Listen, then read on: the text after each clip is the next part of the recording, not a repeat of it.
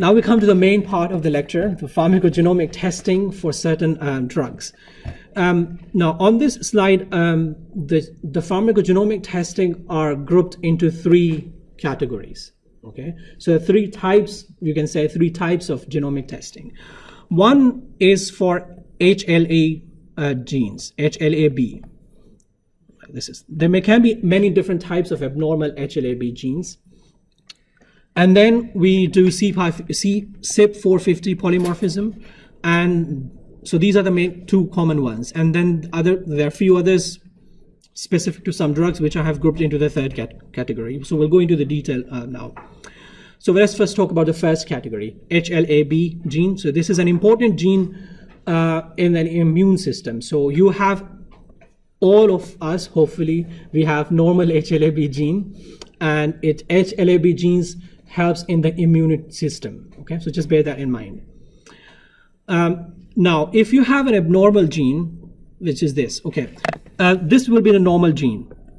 But if you have any abnormal gene, such as HLA-B 5701, then that means the drug response to abacavir will be affected. Everybody inside HLA-B, so just think about it's a normal gene. But if you have an abnormal form of that gene, for example, HLA-B 5701, then the drug abacavir will be affected. If you have the gene abnormal form of HLA-B, which is HLA-B 5801, then that response to allopurinol will be affected. And if you have 1502, carbamazepine response will be affected. And if you have 15, it's basically the same, these two. So if you have HLA-B 1502, which is an abnormal form of HLA-B gene, then the response to carbamazepine and phenytoin will be affected. You need to remember these numbers, unfortunately, for the exam. So I said that HLA-B is a normal gene which helps in the immune system. So if you have an abnormal form of that gene, any of these, then the response to any of these drugs will be affected. And generally, if you have HLA-B abnormal form, it results in the increased hypersensitivity. So that's what you need to remember. If you have any HLA-B abnormal gene, that would generally cause increased hypersensitivity, like serious allergic reaction. And especially carbamazepine, it causes serious, if the people have HLA-B 1502 gene, then it causes severe allergic reaction, which is called Stevens-Johnson syndrome, which is a severe skin reaction that it can be fatal. Okay, so just remember these numbers. With which abnormal gene, if you have that gene, then you will show increased hypersensitivity to that certain drug. Allopurinol, I think, also causes sensitive Stevens-Johnson syndrome if you have that abnormal gene. Okay. So everybody understand that the first category of the genetic variation is in HLA-B gene, and we have given 4 examples here. If you have that abnormal gene, then you will show increased sensitivity, hypersensitivity to that drug. The other example of the genomic testing is CYP polymorphism. So all of you know that you have CYP450 enzyme system, which is responsible for metabolizing the drugs.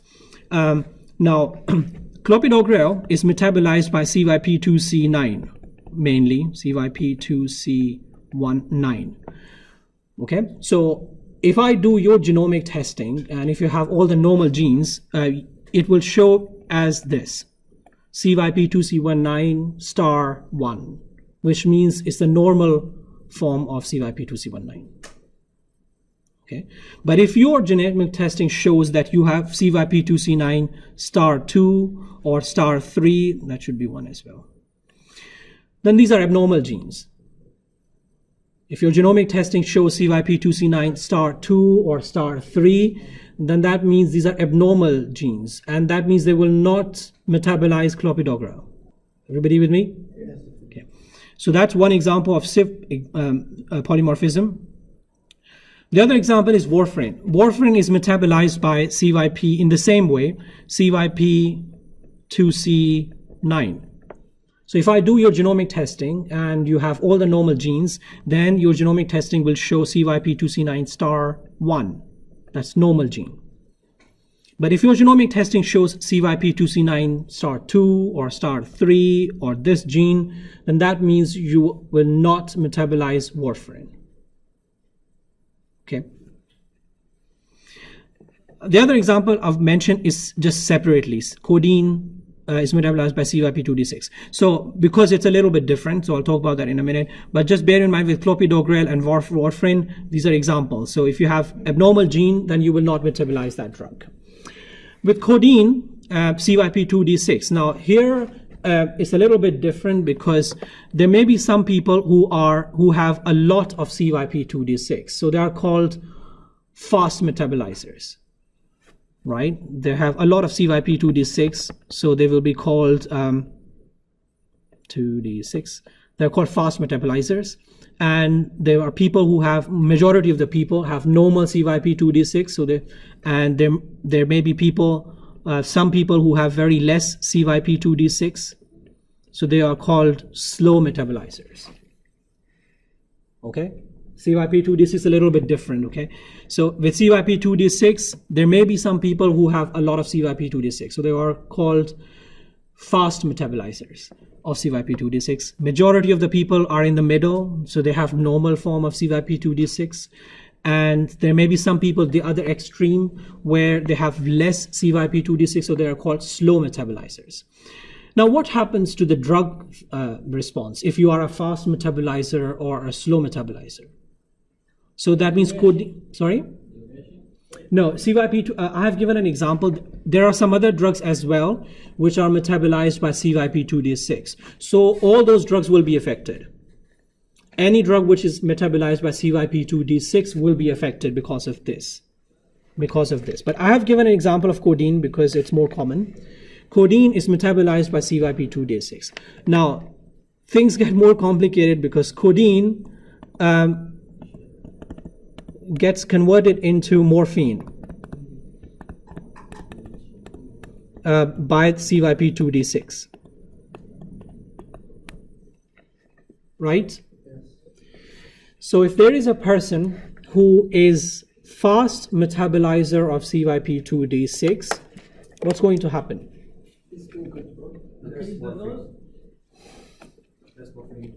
Will kill the patient if you increase the dose in a fast metabolizer. Just have a look at this thing. Codeine gets more metabolized into morphine by CYP2D6, and actually morphine shows its analgesic effect. So if there is a person who's a fast metabolizer of CYP2D6, what's going to happen in this patient? Less analgesic. No.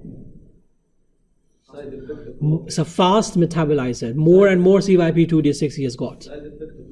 Yes, that means more and more codeine will get converted into morphine. So this patient may show increased response to morphine. May show the side effects of morphine as well. Okay. So if the patient is fast metabolizer of CYP2D6, more and more codeine will get converted into morphine. And if there is a patient who's a slow metabolizer of CYP2D6, what's going to happen? No. Yeah, maybe there will be no analgesic effect because codeine is not going to get converted into morphine. And therefore, there will be no analgesic effect. Understand, everybody? Codeine hasn't got its analgesic effect on its own. It gets converted into morphine, and then morphine shows that analgesic effect. If the patient has fast metabolizer of CYP2D6, more and more codeine will get converted into morphine, so patient may show increased toxicity of morphine. If the patient has slow metabolizer, codeine may not get converted into morphine, and there will be no analgesic effect. Okay, so that was the CYP450 system. So let's move on. Other pharmacogenomic testing. So far I've covered two categories: Hla B genes, in which you have to worry about that if you have an abnormal gene, then you will show increased hypersensitivity because of that certain drug. Then there is polymorphism in CYP450 system, and these are three examples given here with clopidogrel, warfarin, and codeine. So you need to remember these enzyme names as well. Any questions so far? Okay, the other third category where some other specific test is with trastuzumab, right, and pertuzumab. If you have HER2 gene expression. Now, in breast cancer, we have seen that some breast cancers may be HER2 positive. That means they have HER2 gene. Because of that, they produce HER2 receptor. So some breast cancers may be HER2 positive. So in those patients, we have to use trastuzumab or pertuzumab, right? Yes, you definitely. In HER2 positive breast cancer, you have to add trastuzumab to the therapy because it's the trastuzumab which is going to target the HER2 receptors. These are also, trastuzumab and pertuzumab are also called HER2 inhibitors. That's why, because they target the HER2 receptors. So that's why trastuzumab and pertuzumab are also called HER2 inhibitors. So if you have a positive HER2 receptor, then we give trastuzumab because, and if the patient has HER2 negative breast cancer, and you see the patient is prescribed trastuzumab, what do you think about that? The patient has HER2 negative breast cancer, and you see that the patient is prescribed trastuzumab. No patient is not. Yeah, there is no point in using it. It's not going to affect because trastuzumab is only targeting HER2 receptors. So if the patient is HER2 negative breast cancer, there is no point in using trastuzumab. You need to give something else. Okay. Now, cetuximab and pembrolizumab these are used in colorectal cancer. They are affected by KRAS mutation. So if the patient has negative KRAS, if the patient has positive KRAS, you should do what? It's the opposite of that. That's how I remember it. If the patient is HER2 positive, we use trastuzumab. If the patient is positive KRAS, then that means the patient will not going to respond.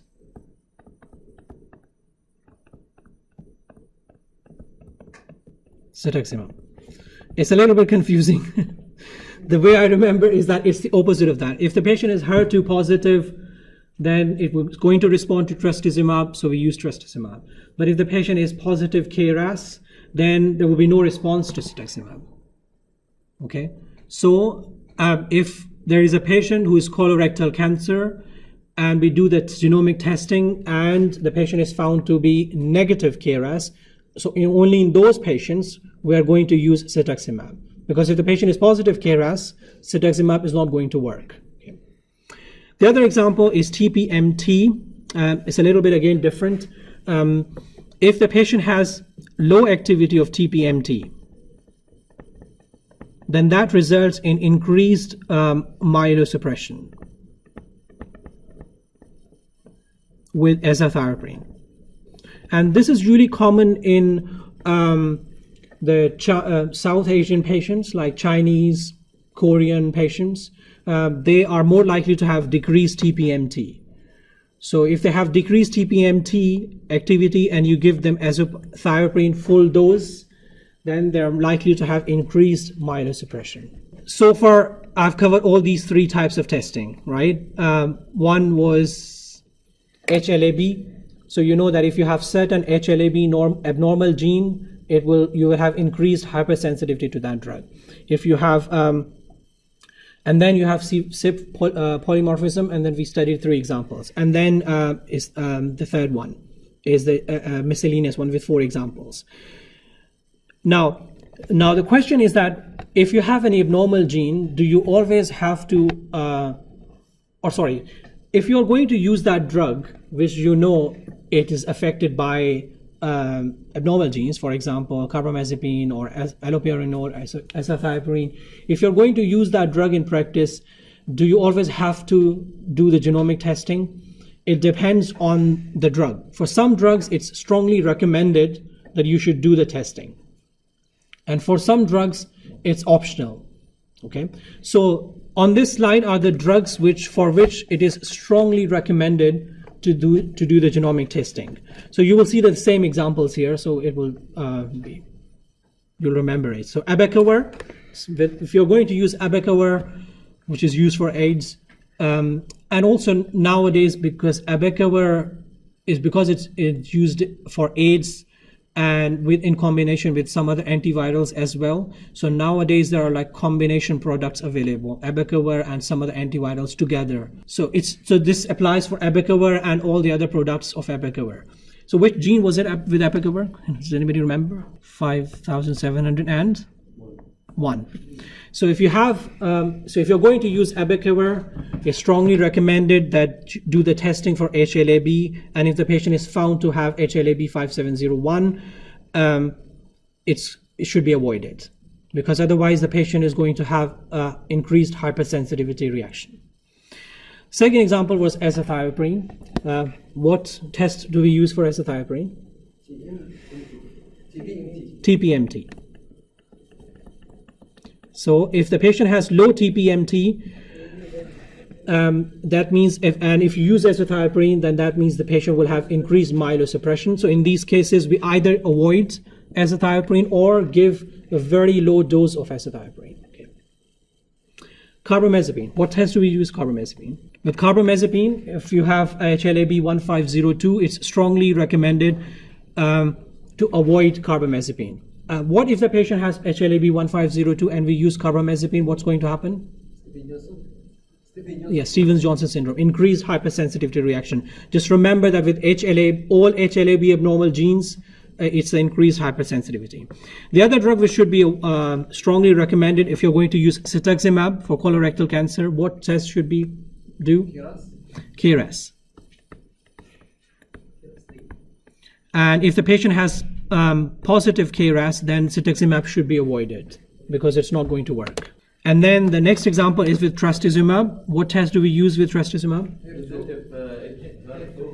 HER2 for HER2 genes. And if the patient has, yes, if the patient has HER2 positive, then we use it. But if in case of positive KRAS, we avoid the drug, because there's going to be no response. Everybody understand that?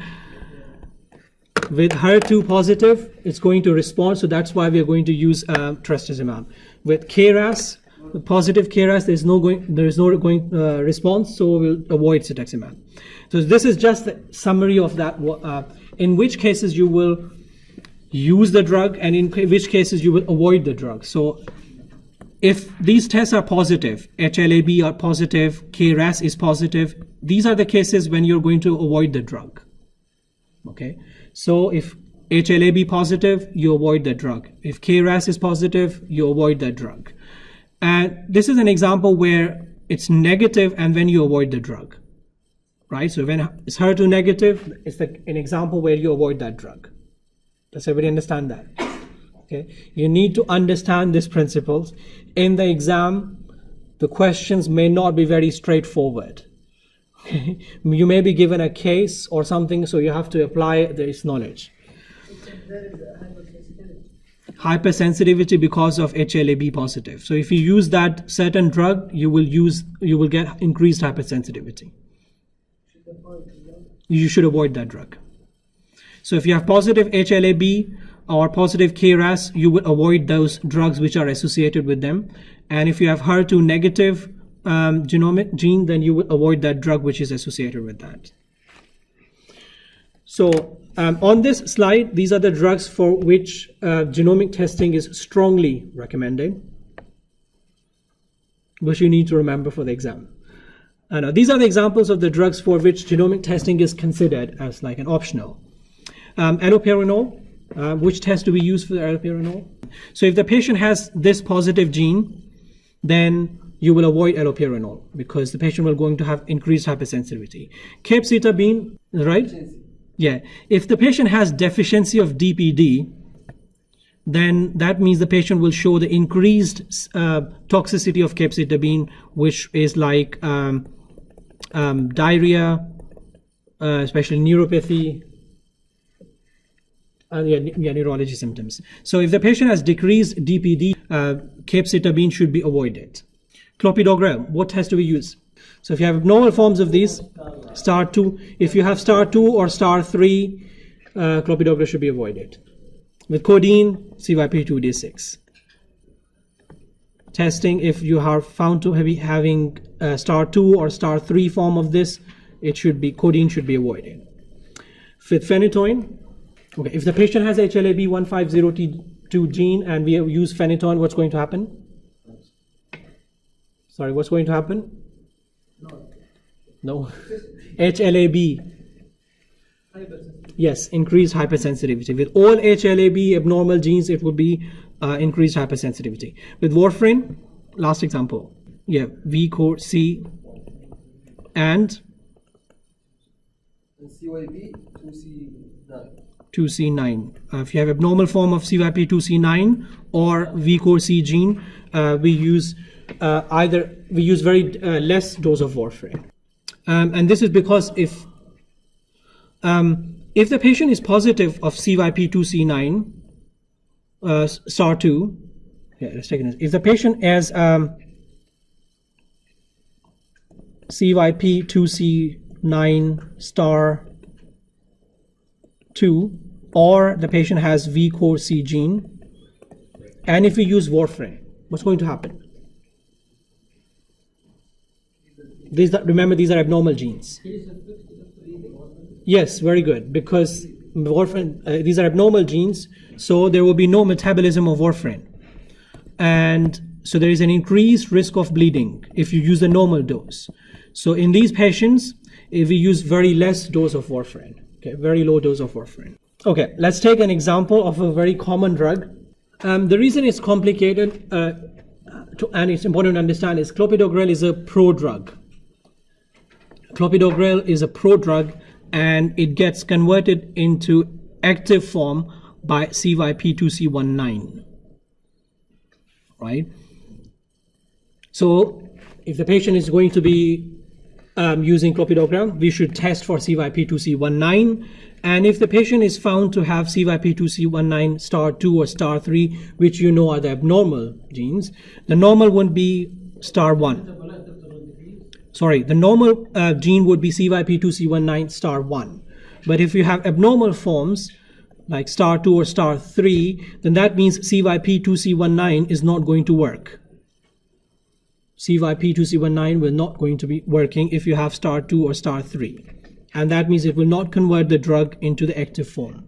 For the normal, like majority of the people have star 1, which is normal, which means CYP2C19 functions normally. Star 2 or star 3, that means the CYP2C19 is not going to work. So what would happen as a result of that? Yes, clopidogrel is not going to work. So the patient will not be treated, and there will be clotting or high CV events, cardiovascular events. You need to consider alternate therapy. Okay, everybody understand that? Okay. Let's have a look at this case. A patient, a 33-year-old mother, she gave to full birth to a baby. The mother was prescribed solpadeine. It's a real case which was reported. A mother started using solpadeine while breastfeeding. Solpadeine is what? Paracetamol plus codeine. The baby had intermittent breastfeeding, like not regular breastfeeding. Day 7, the baby was noted for lethargy, was feeling very weak and tired. Day 12, the baby had gray colored skin, decreased milk intake. Day 13, the baby was found dead. What do you think would happen? Yes, very good. It's very likely that the baby was fast metabolizer of CYP2D6, and the baby was found to be fast metabolizer of CYP2D6, which means any codeine which the baby was getting through breastfeeding was quickly getting converted into morphine, because the baby was CYP2D6 fast metabolizer. So this baby was getting very high concentration of morphine and actually died because of respiratory depression. Because one of the side effects of opioids is the respiratory depression. So if the baby was fast metabolizer of CYP2D6, was getting high concentration of morphine, and the baby died because of respiratory depression or respiratory failure. Okay, this you don't need to remember, so I just showed you as an example. So you see with CYP2D6, you can see the ultra rapid metabolizer, which means very fast metabolizer. Only 1 to 2% of the people may be very fast metabolizers.